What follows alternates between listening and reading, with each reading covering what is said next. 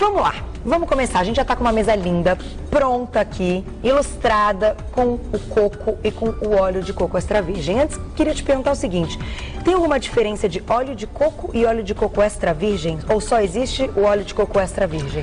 O extra virgem, como a palavra diz, ele foi extraído a frio e não foi usado nada nessa extração, porque aquele óleo de cozinha nosso, que a gente vê para ele ficar sem, assim, naquela cor transparente, sem cheiro e sem gosto, são colocadas muitas substâncias, inclusive metais pesados, para que você consiga deixar aquele óleo daquele jeito.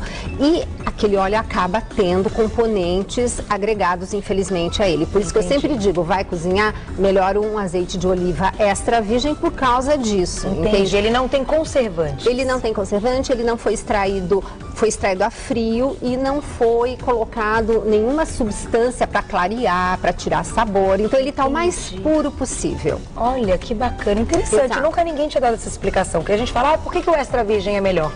Ah, ele é melhor porque ele tem ômega 3, ômega 6, mas ninguém diz que ele não tem esses conservantes. Exato, e isso é muito importante, por isso que eu falo que mesmo que o azeite, que as pessoas falam, ah, mas eu vou cozinhar, vai perder as propriedades. Algumas sim, mas muitas outras não, e você não está colocando um alimento cheio de outras coisas na sua alimentação, nem no seu organismo. Perfeito. Eu já ouvi, inclusive, de um chefe de cozinha, tal, que tem restaurante, que o nosso fogão, fogão de casa, não atinge uma temperatura tão alta assim, que possa fazer com que essas propriedades se vão, né? Então... Pois é, e por isso que também o óleo de coco se presta para cozinhar, tá? Também. Tanto que tem uma grande escola de gastronomia funcional em Nova York, e lá só se cozinha com azeite de oliva e óleo de coco.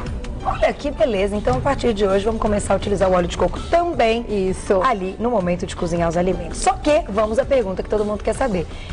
Quais são os benefícios do óleo de coco extra virgem e como um óleo pode nos auxiliar no emagrecimento e na perda do colesterol, né? Baixar o colesterol ruim, se ele é um óleo.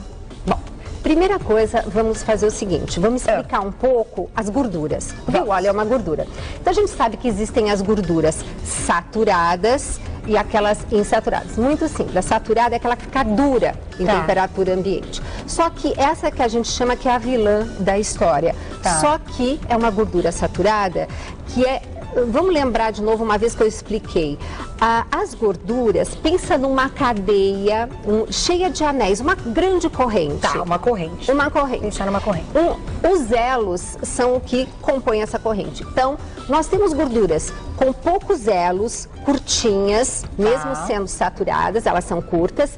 As de cadeia média, que é o óleo de coco, e as de cadeia longa.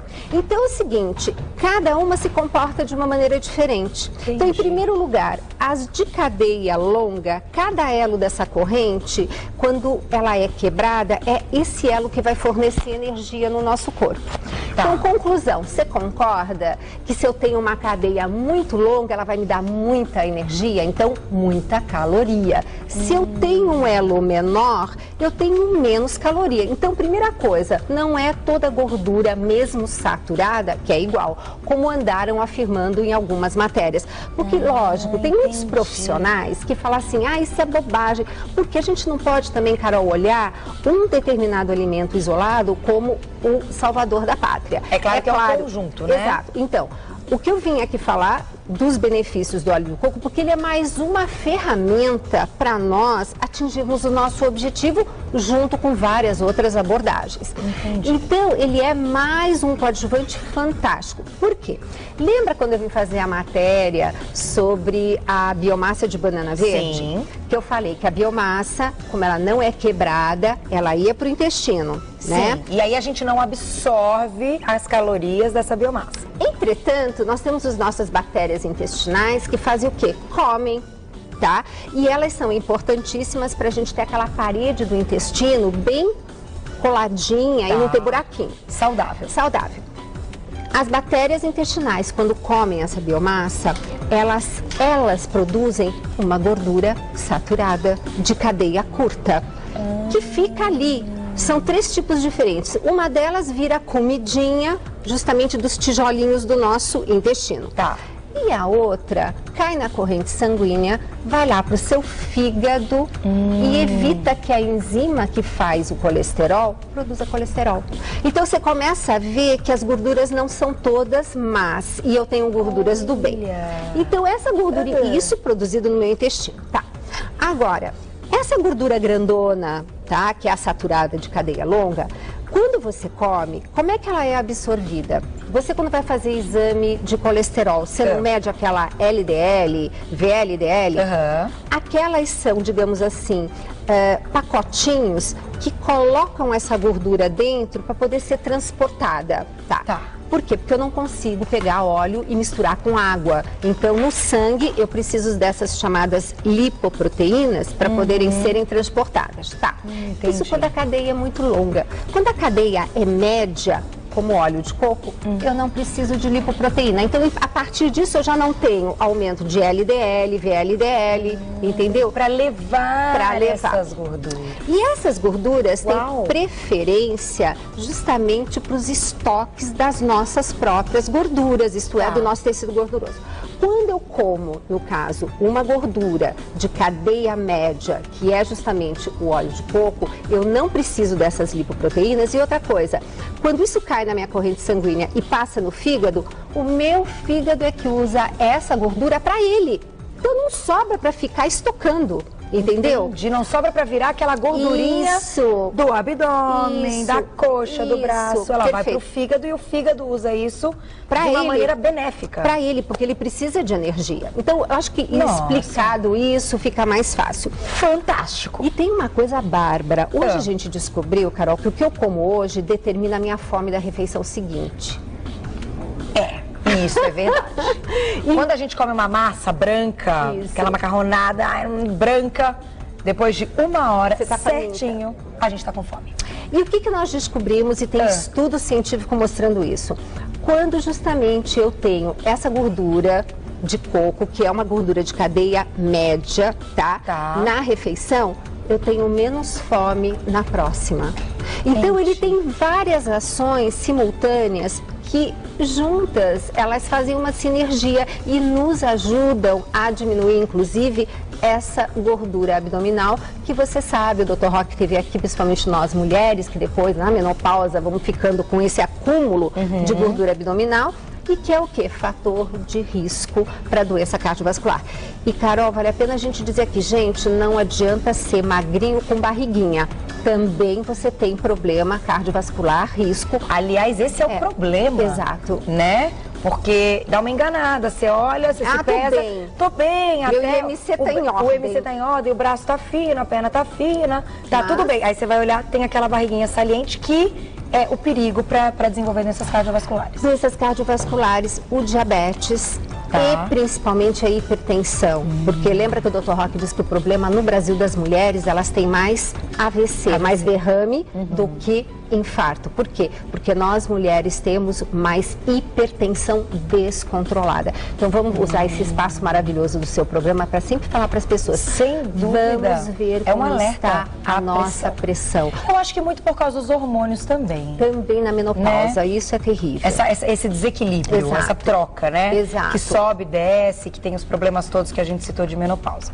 Mas, ainda te perguntando do óleo de coco, que eu acho legal. Como a gente está falando de uma gordura, como você mesmo explicou super bem, que é uma gordura do bem, que vai ser uma ferramenta para nos ajudar, ela tem que ter uma quantidade de consumo também diário, equilibrado. Não é também que a gente vai colocar o óleo de coco em tudo, beber óleo de coco, colocar no doce. Não. Exatamente. Qual seria o limite de consumo desse óleo de coco?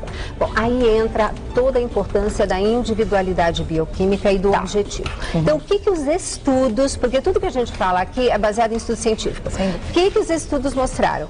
Que uma colher de sopa, que cabe em torno de 10 a 15 gramas, né, numa colher de sopa de óleo, no café da manhã, no almoço e no jantar, trocando a gordura anterior, que seria a do mal, por essa do bem, você já traz os benefícios de tudo isso que eu expliquei. Porque quando essa gordura entra no teu corpo, é como se não tivesse tido gordura, porque ela vai ser consumida pelo seu fígado, por exemplo. Então o teu corpo entende, nossa, ela está se alimentando sem gordura. Então isso aí ajuda no emagrecimento, tá? Isso é super importante. Aí você me diz assim, bom, mas e como é que eu vou tomar um café da manhã com óleo de coco? É isso que eu ia te perguntar, onde a gente põe o óleo de coco no café da manhã? Pois é, primeira coisa, eu adoro café da manhã, lembrando o pessoal do Norte e Nordeste. Então, por exemplo, sabe aquela mandioca cozida? Sei. Aquela macaxeira gostosa? Em vez de você pôr um fio de azeite, que tal você colocar essa colher de sopa de óleo de coco em cima? Fica maravilhoso. Eu nunca experimentei. Ele tem um pouquinho de sabor do coco ou não? Tem aquele adocicado, assim. E é muito saboroso, porque você lembra muito daquelas comidas tailandesas, né? Aquelas comidas orientais, assim, quando eles misturam o doce com o salgado. Eu particularmente adoro. Eu também gosto. Então, deixa eu sentir o perfume. É muito interessante. Nossa. Só o perfume é um negócio maravilhoso, ó. Então, no café da manhã, uma outra coisa, Carol. Nossa, que delícia.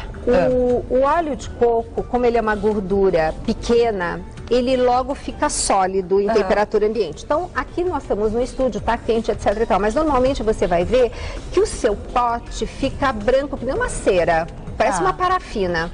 Então você pode também pegar com a faca e passar em cima da tua torradinha, sem glúten, né? Por exemplo, fica uma delícia, parece uma cocada. Então, essa colher de sopa você pode usar dessa maneira. Você tem também hoje esse óleo em sachê, que você até já tem ali. A gente colocou ali, ó, meninos, essa parte aqui da frente da nossa mesa, são sachêzinhos. Já com a dose individual. Por dia? Não, por refeição. Por refeição também. E aí o que você faz? Você põe na bolsa, porque na hora do almoço, como que você vai fazer? Se nenhum restaurante tem o óleo de coco para você colocar, se Deus quiser, terá. A gente abre e coloca na salada. Ou então, eu gosto de colocar sempre nas preparações quentes para ele dar uma soltadinha. Mas você pode sim usar na salada. E dar uma derretidinha. Você pode usar para aromatizar o seu café. Olha. O café com óleo de coco é muito simpático. Fica aquele perfume do coco. É muito simpático. Que bacana. E eu amo de paixão esse produto, tá? Existe também em cápsulas, mas eu como nutricionista sempre falo, vamos pelo alimento, tá? Mas tem gente que por algum fator não tolera, mas você concorda que sim, uma cápsula é 1 grama, 15, fica meio complicado de tomar. Para consumir todo dia. Exatamente. Então, é uma situação esporádica para um paciente que quer fazer uso, mas não gosta do paladar, alguma coisa assim. Mas o ideal é o alimento como ele está. Você usa em todas as preparações, vocês fazem bolo com eles, esse bolo que está maravilhoso. Eu vou experimentar o bolo agora. Gente, é um bolo que fizeram para mim, eu vou agradecer o Renato. Você vai ficar encantada. Olha, e guardem, tá? Que eu vou levar para casa. Guardem. Guardem. Não, vale a pena. Mas sabe o que